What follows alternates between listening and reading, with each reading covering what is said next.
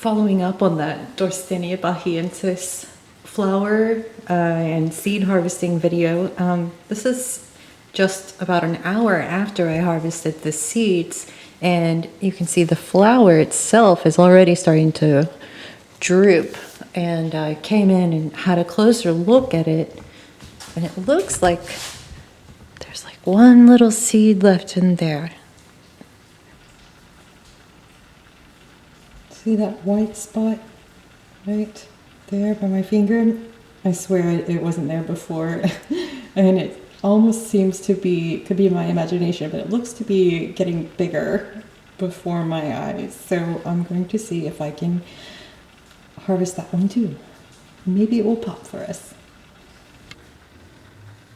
I'm just gonna rub it a little bit, just lightly.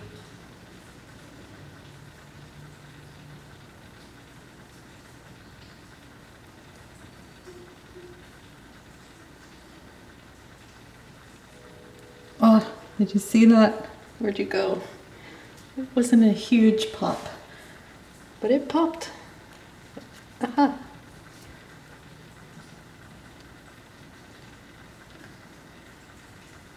One more.